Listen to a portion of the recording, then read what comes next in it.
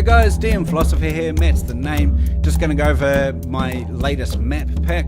So what we've got here is Volcano Part 5. So this is the fifth and last map in the Volcano series.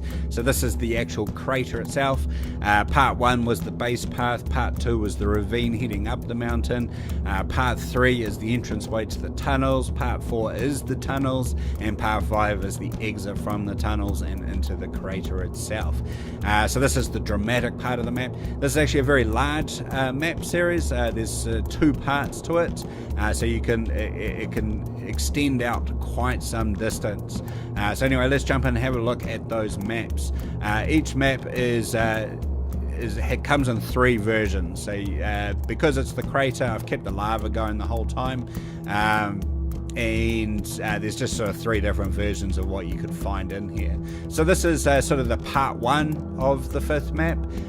So this is just a basic sort of series of rocky platforms connected with bridges. As a DM, you can scrub out whatever bridges you don't want. You just say, no, that one doesn't exist, that's fallen into the lava or something like that. If you want to lay out a specific pathway through. But what we've got here is we've got the exit from the tunnels here. So this comes out, there's a bit of a rocky platform ledge here, and then you've got to work your way across. Now the first version of the map is rather blank, and the second version has ruins on it, and the third version has statues on it. But anyway, this is the first version, the blank version. That's the gridded map. We've got the same one in gridless map. Nighttime gridded and nighttime gridless. We've then got part 2 of the blank version. So this just carries on from the previous one. There's a little bit of overlap just so you can get it right, so it lines up properly with the other map. Yeah, so this is the second part. So we've got the rocky platforms continue and come through to this final rocky platform. It's got a lot of open space there, and if every square is 5 feet, then you're looking at quite some distance available space there to run an encounter. You can run an encounter on every platform if you so choose. There's still plenty of space on most of them. The little ones, obviously it'll be a bit tight, if not more challenging. So that's the gridded map there. We've got the gridless, the nighttime gridded, and the nighttime gridless map. We've then got version 2, part 1. So this is so you've got ruins sort of scattered on some of these rocky platforms. If we zoom in, you can see that the detail is maintained, so you can run your encounter quite easily. Please bear in mind that I'm running off a 4K monitor, so that detail is still there. Even more so if you're running on a 1080p monitor, because pixel wise to size works out better. So anyway, that's part 1 of the version 2. And that's the gridded, gridless, nighttime gridded, and nighttime gridless. Then we go to part 2. We've got more ruins over these platforms. There's even a broken sort of sarcophagus over here. I've made it deliberately quite large. That's a 15-foot sized sarcophagus, so you can fit a largest creature in there, or a very important human being or medium-sized creature, however you want it, whatever you want it to be, really. I've just made it big enough that it gives you a bit of options. So we've got ruins, extra ruins, and something like that. So this adds challenge as well, provides cover and something like that. You can run archers on some platforms, or distance ranged attacks on others. Flying creatures, flying around between the structures and popping up as they choose, or something like that. This would be a red dragon's dream as such. But anyway, this is part 2. So that's the gridded, gridless, nighttime gridded, and nighttime gridless version of that, which leads us to version 3.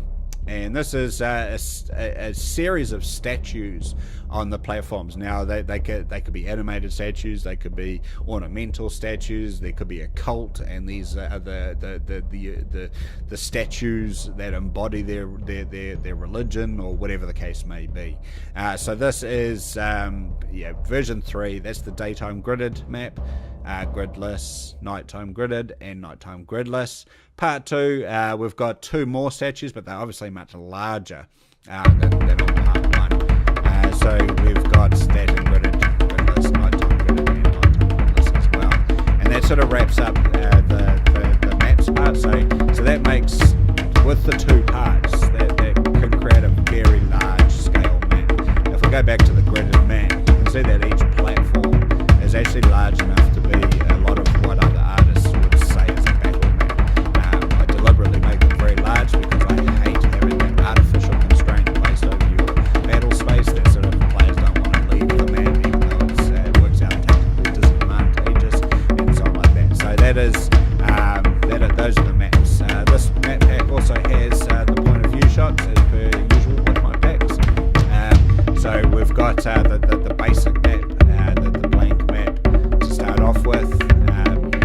Get a sense of the height, the distance that you're operating from, the crater level of the lake of lava, and just a series of point of view shots that sort of worm their way through the encounter space. Finally with a reverse shot, the entrance and a side-on shot as well. We then have nighttime, exactly the same shots, just with the nighttime filters. I'll just flick through those kind of quickly. If you ask me, I think the nighttime looks better, especially with lava and glows and something like that. So, but that's personal preference.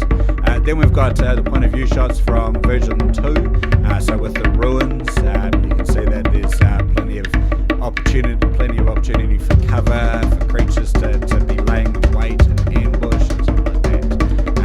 So yeah, we sort of go through the various ruins on the platforms. Yep, and then the same with the nighttime views.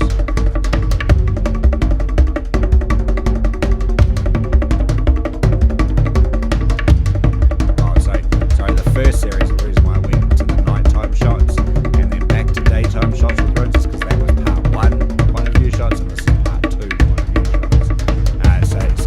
So you got more point of view shots when you're using part 2 of the map. They step through the ruins as well.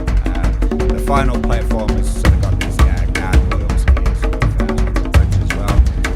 Just probably put the GBs up the EBGBs up the players because they'll be like, well, it's a gargoyle, it's going to attack us, and big gargoyle waiting here, ready to rise and wreak havoc. But anyway, that's the nighttime version, same angles and so on. I want to make this video a bit shorter, so I'm just going to flip through it.